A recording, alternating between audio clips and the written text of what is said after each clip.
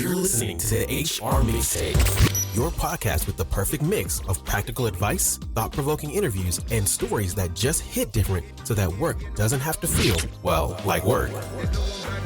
Now, your host, Shari Simpson. Joining me today is Dr. Joey Faucette, executive coach and culture architect at Work Positive. A best-selling author and podcast host himself, he helps leaders transform workplace culture to drive success by leaning into strengths and positive workplace approaches. Dr. Joey, thank you so much for jumping on the podcast with me today. Shari, I am so delighted to be here, and we're going to mix it up, right? Yes, we absolutely are. And I, as an eternal optimist, am very excited about our topic today. We wonderful. are talking about dream teams and positivity. So I'm going to start with maybe a tough one, maybe not. When I think about today's hybrid environment and our ever-changing workplaces, what does dream team look like right now? Oh, man, great question. I think we're all struggling with that, and we're seeing return to work, or as my military friends would say, the RTB, return to base, kind of calls going out all over the place. So what does it look like to have a dream team? First of all, you have to work your butt off more today to create a dream team than I think you did when it was one singularity, whether it was all distributed or all in person. Today, we have a mix mash of it. So what do you do? First of all, of course, you can get a free copy of my book, Work Positive Team Edition. Glad to send it to you. Just reach out to me on LinkedIn and you'll get all the 5 qualities of dream teams. But the number one quality for a Work Positive Dream Team is listen actively. And the challenge today is that, well, just like you and I are virtual here, I'm watching your body language and looking at your facial expressions. I'm reading you, as I'm speaking. So really, I'm listening while I'm talking. And I think that's a skill set that many people find quite challenging. Not that I've got it all captured, Shari, but just consciously saying to yourself, I need to slow down to speed up. I need to listen carefully to intonation. I need to more proactively watch body language. Now, the cool thing is when you can do that in a virtual environment like we're here on Riverside, you can do it even better in person. So I would say that first one, actively listen, is supremely important in creating a dream team in a mixed mash of presence. And you add in the complexity of maybe somebody who's neurodivergent. Yes. So they kind of have all that chatter going on in their head all the time anyway. So it definitely is something to focus on. Yeah, all 5 of us need to focus. Right. Right, absolutely. So you really lean into this concept of positivity for teams. Mm-hmm. And I know positivity doesn't mean going in like pie in the sky, white picket fence, everything's perfect. Right. It's a different view of what that means. How do you define that, and how do you talk about that with teams? Yeah, thanks so much for asking that, because there's this whole thing about toxic positivity and things like that now. So I like to keep it real, Shari, and keeping it real helps you be positive. So what you're doing is, first of all, you're training your brain, and that's the first core practice of a work positive culture framework, by the way.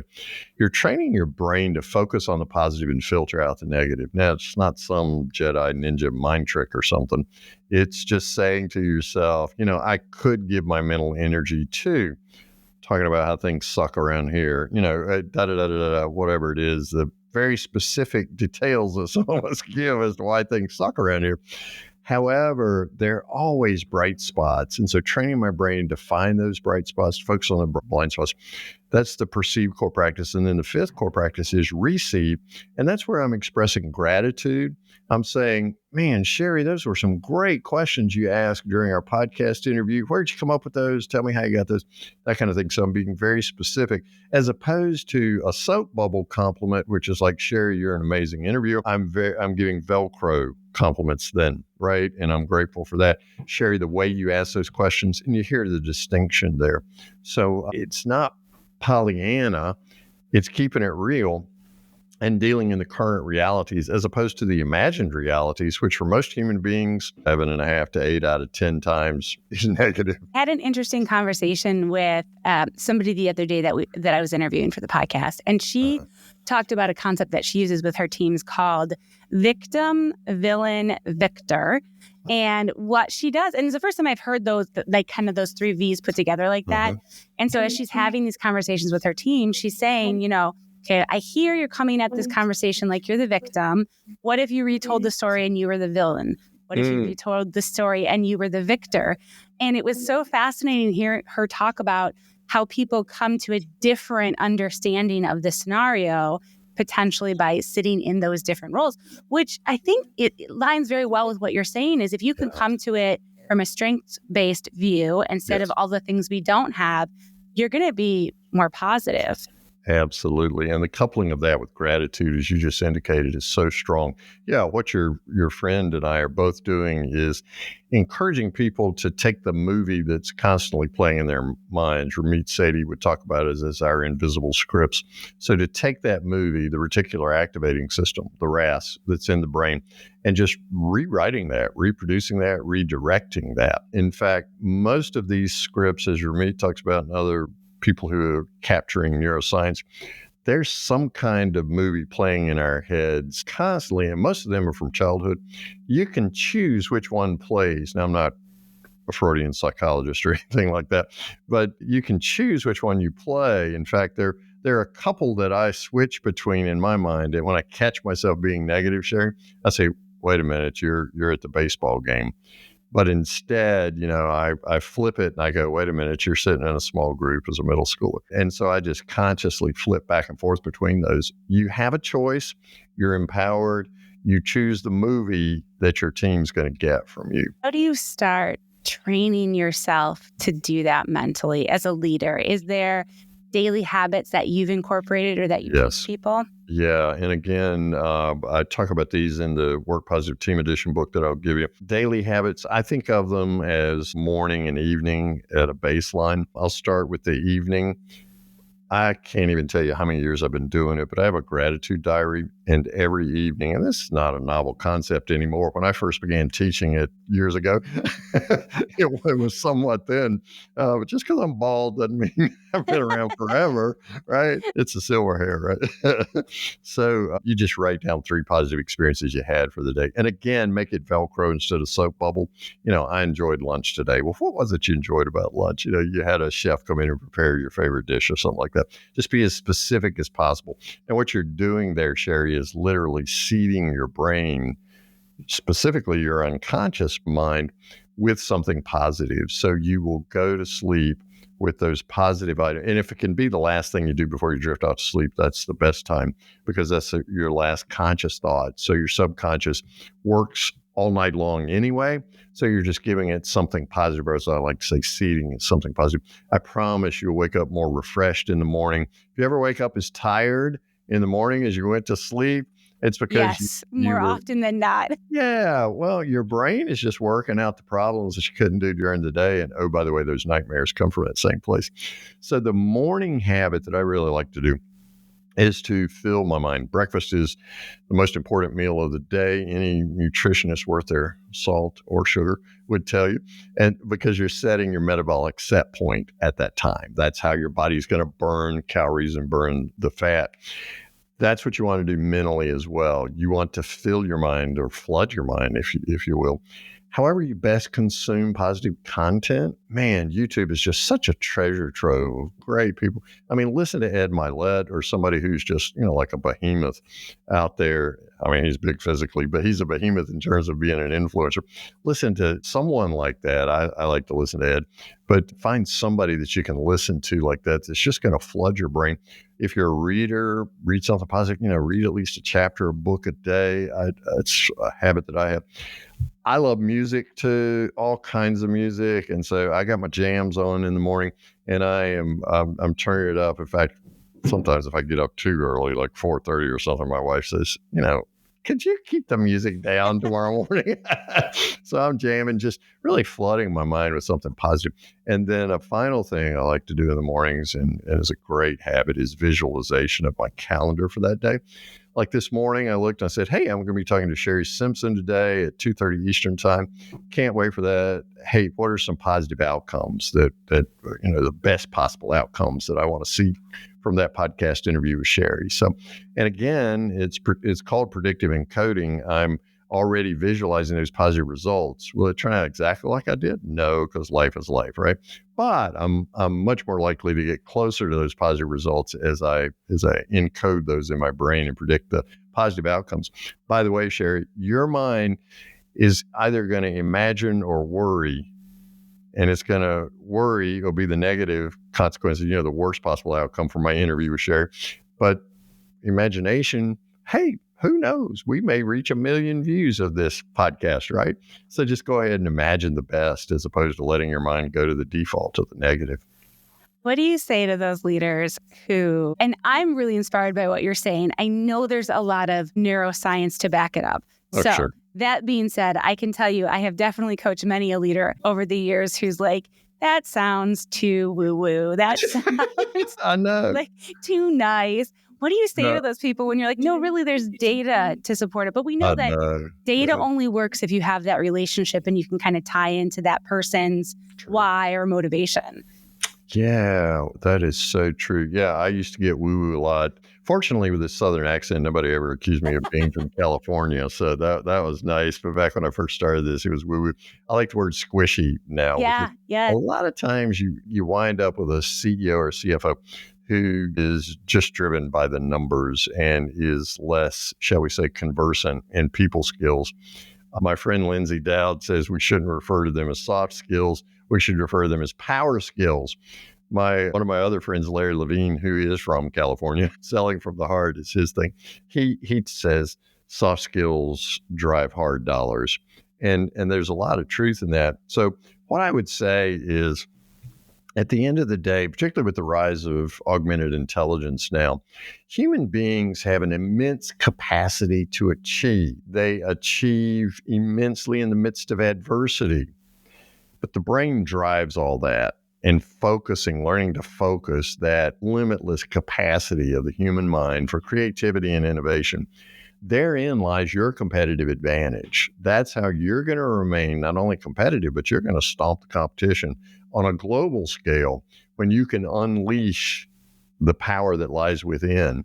And I think it's a power to work positive, and you can create a culture that supports that growth of human beings. And so, there's all kinds of things, belonging at work, becoming, all those kinds of things that we don't have time to talk about today, but it just really helps humans develop to be this is trite now, but to be the best version of themselves so that their work takes on meaning and purpose and satisfaction. That's when you're getting the most out of people. AI can handle repetitive tasks. We don't need people to do that anymore. In fact, AI can do it better and faster, although it does. My Claude does hallucinate from time to time. So we just have to slip him something in his electrons to clear up the hallucination. But Claude can handle most repetitive tasks quite well. The joie de vivre really comes from the innovation and the creativity, and we can solve people's problems in new ways, Shari. How do you help those on your team who come to you with a problem and they're looking at it from kind of the sky is falling perspective? But it's a real problem, right? It's probably, maybe they have a sky is falling mentality, but maybe it's, hey, you know what? It's going to be something bad that's going to hit the press and it's going to impact our organization. Or, hey, we've been watching the stocks and we're a tech company and the tech market is having a hard time right now. We know it's going to impact our organization. Right. How do you help them work through some of those really challenging, highly emotional situations, but from that positive, strengths-based foundation? Yeah, great question. I really appreciate you asking it in that way, because what you did was you tapped into a couple of things there. You tapped into their IQ and their EQ, the intellectual quotient being, what solutions can I come up with because I'm brilliant intellectually, but also there's that EQ side, which is it's hard to stay focused or to emotionally differentiate myself in the midst of this. First of all, I want to invite a leader to take her or himself down from the throne and come alongside that person. And as my friend Joshua Friedman talks about, empathy is just, it's the currency of change today and of growth for companies and individuals. So you can empathize, but now understand that's not sympathize. Oh, I'm so sorry, friendship and that. Or empathy to the point of you get lost in the malaise with them, or you take on their anxiety about the situation or the mental block that's keeping them from doing it. And I'm an executive coach, ICF certified, have been for a number of years now. So we like to ask powerful questions instead of answering questions. So the most impactful thing you can do is to say, well, Shari, what have you thought about that we can do to address this issue? And that therein lies empathy and collaboration and all the good kinds of stuff, because I am constantly amazed by the number of people who, when they come with a problem, they've been thinking about it for a week or a month, or they've seen it coming. So they've already gone through a laundry list in their mind of things we could do, probably sorted and prioritized them. But for whatever reason, they lack the courage or resilience or something, they're just reluctant to share that with me. So I ask, well, Shari, what have you thought about that we can do? What have you heard, Shari? Who do you know that someone else has done in a similar situation? Who do you know that succeeded in a situation like this? Shari, what previous experiences have you had when you faced a similar adversity that you could bring to bear on this particular issue? So in that way, then we begin to work together on it. That's why I say the leader's got to take her or himself down from the throne, rather than assuming you've got to have all the answers as a bit of leadership. No, you're shuffling the cards, you're distributing the cards, and then you get to see everybody's hand and everybody wins in those scenarios. So my leader right now is going through that same certification, and she is brilliant. She has a wealth of knowledge, and it's funny because I've noticed in our one-on-ones, the way she talks to me has changed. And I asked her, I was like, is this from this coaching you're going through? And she's like, yes, it is. She's like, it's taking everything in me not to provide answers or solutions to the problem. She's like, it's good. I mean, we're both kind of learning through it, because there are sometimes I'm like, can you just give me the answer? Like, we got to get through this meeting. I need to move on with my life. Right. But it's such a great tactic. It's not only a tactic, it's, as your leader's discovering, it's a huge mindset shift. What it does is, in taking yourself down from the throne, you're literally tapping into the collective wisdom and energy of Shari and the rest of the team. Now, we have typically rewarded short-term brilliance, right? It's quarterly, profits up for the quarter, therefore our stock prices are going up, or I'm able to rattle off answers. Those days are gone. Claude can do that. Yep. I can ask Claude, and Claude can give me all these answers much faster than my leader can. It reminds me when Google first came out, my brother's daughter, I happened to be in Huntington, West Virginia with them when she came home from school, and she was like 14 years old or something like that, maybe just entering high school. I said, well, how did your first day of high school go? Well, I don't know how this is going to work, because I had one teacher who kept asking us questions, and she could have just Googled them for herself. I love that. That's kind of where we are today, right? Yeah. Claude can answer all those questions that we used to reward somebody in the C-suite for being the smartest or just having an eidetic memory, right? Claude's got an eidetic memory. Granted, he hallucinates from time to time.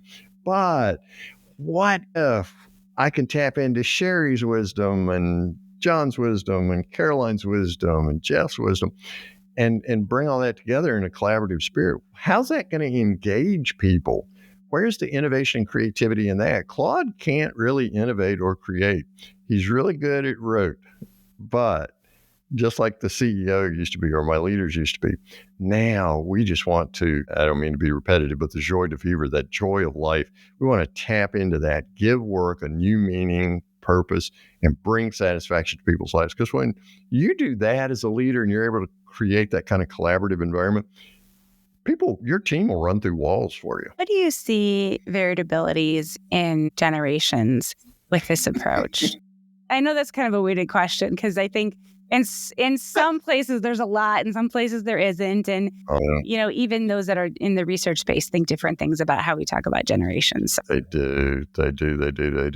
Well, I'm a boomer, okay? And man, my generation's really blown it. We really have in trying to understand the complexity and diversity, and yet the supreme opportunity we have. Frankly, we've never had 5 generations of people in a workspace before.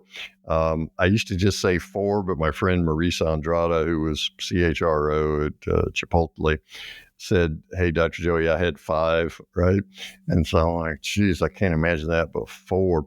what we see happening are, yes, it's distinct. Yes, we approach it differently. I have 2 millennial daughters. I got into their headspace early when they were like in middle school, and middle school is just a lot different than junior high school I had. So that was my first inkling. That was over 20 years ago. But just being able to not only create mentoring relationships, but Shari, I really want to challenge, particularly people my age, to think about reverse mentoring. Read an article today, and this is not a political statement, but I read an article today about the Department of Government Efficiency that's currently on board.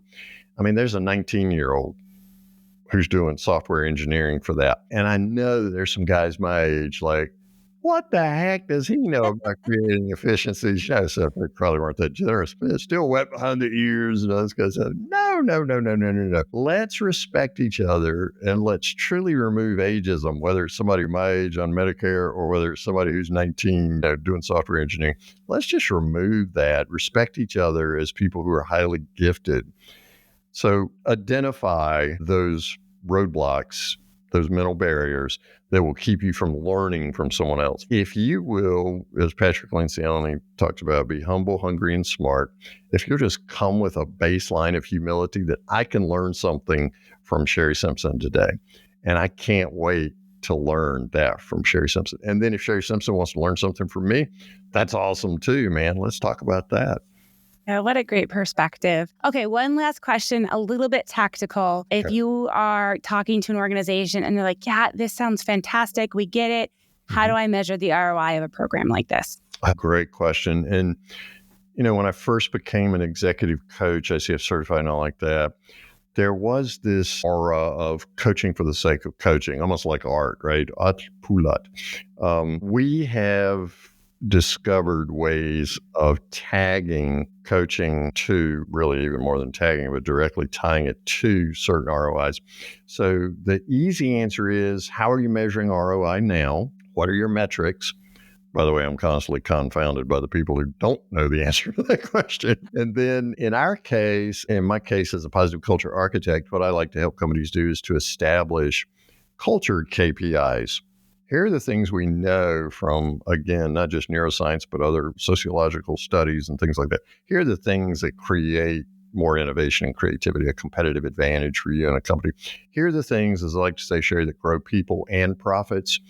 And we tie those two together. And so when you start talking about a 19% increase in operating income, a 28% increase in revenue growth when you create a positive work culture, customer satisfaction goes up 450% when you start using 450% when you start using coaching to help train your customer service reps. I mean, these are demonstrable data points that are going to put more money in your pocket. But the more money in your pocket is one metric. There are other metrics that we've talked about today too that I think are the pathway. So you can grow people and profits. It's not an either or. So the easy, fast way to do it is, how are you measuring ROI now? Begin making your efforts today to create a work positive culture and watch those ROI metrics increase. How encouraging is that? Well, Dr. Joy, this was a wonderful conversation. Thank you for jumping on and spending a few minutes with me today. Yeah, it's totally my pleasure.